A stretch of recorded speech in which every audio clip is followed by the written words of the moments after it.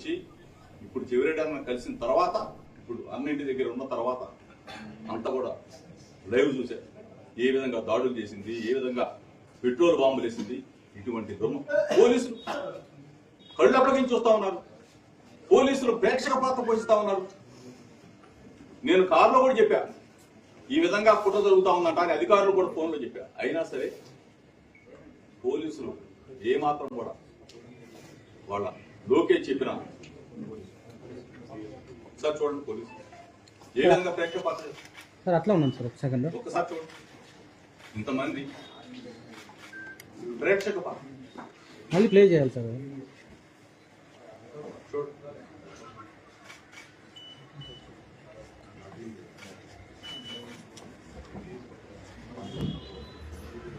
ఇంత దుర్మార్గం.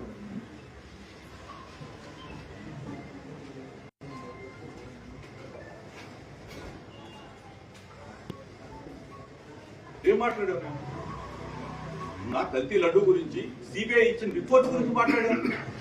దానికి పెట్టేకపోతా ఉన్నారు. నిన్న మాట్లాడిన నేను ఏం చెప్పా? కల్తీ తెలుగుదేశం పార్టీయే కల్తీ అని చెప్పిన వాస్తవే కదా. చంద్రబాబు నాయుడు గారి పార్టీ అది, ఎన్టీ రామారావు గారి పార్టీ లాక్కున్నాడు అని మాట్లాడాం.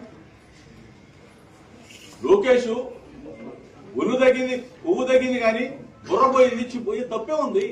ఇవన్నీ కూడా వాస్తవాలే కదా. ఇటువంటి రాజకీయాల్లో మేమేదో చెయ్యకూడని తప్పు చేసినట్టు అనకూడని మాట మా నాయకుడిని మీరు అమ్మనాబుతో తెక్కలేదా? ఘోరంగా మాట్లాడలేదా? ఆ రోజు మేము ఇటువంటి పనులు చేసామా? ఇల్లు తగలబెట్టామా? ఇవన్నీ కూడా రాష్ట్ర ప్రజలు గమనిస్తా ఉన్నారు. దయచేసి మీ ద్వారా చంద్రబాబు నాయుడికి, లోకేష్కి చెప్తా ఉన్నాం, ఇటువంటి రాక్షసానందం మానుకోండి.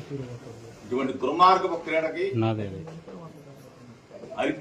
మీరే దానికి సరిచేయండి. అంతేగాని ఇట్లానే మీరు ఇల్లు తగలబెట్టుకుంటా పోతాం, లేకపోతే మాట్లాడిన వాళ్ళని గొంతు నొక్కేస్తాం, మాట్లాడిన వాళ్ళని జైల్లో పెట్టేస్తాం అంటే మా గొంతుకుని మీరు ఆపలేరు. జగనన్నని మరలా మేము ముఖ్యమంత్రి చేసే వరకు వైఎస్ఆర్ కాంగ్రెస్ పార్టీ నాయకులు అందరం ఏకతాటి మీద ఉంటాం. వైఎస్ఆర్ కాంగ్రెస్ పార్టీ జెండాని రెపరెపబెట్టాం. ఎవరెవరు ఉన్నారు మీరు మాట్లాడారు? ఇప్పుడు మాట్లాడండి. మా నాన్నగారు ఉన్నారు, మా నాన్నగారు లోపల ఉన్నారు.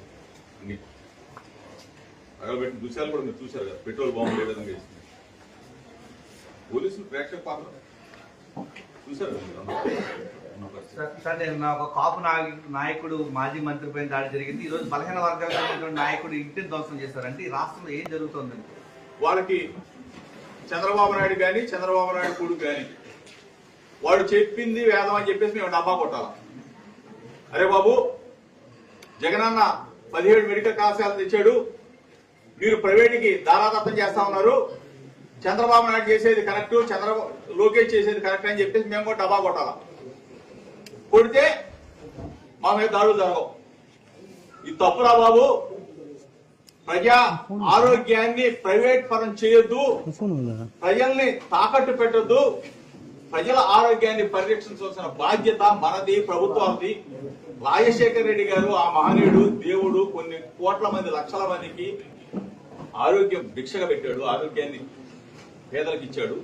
జగనన్న ప్రజా ఆరోగ్యాన్ని ఇంకా ముందుకు తీసుకెళ్లి 17 మెడికల్ కళాశాలలు కట్టిస్తా ఉంటే దాన్ని ప్రైవేటీకరించొద్దని చెప్పేసి మేమందరం కూడా ఆందోళన చేస్తే మా గొంతు నొక్కితే గానీ మేము చంద్రబాబు నాయుడు డబ్బాలు కొట్టలేము, ఒత్తాసు పడలేము.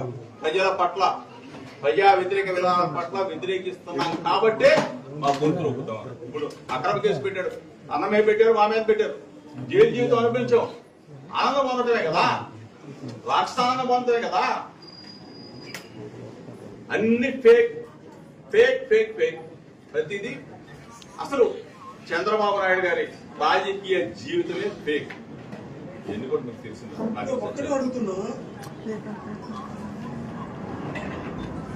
ప్రశ్నించినటువంటి నాయకుల ఇళ్లపై ఈ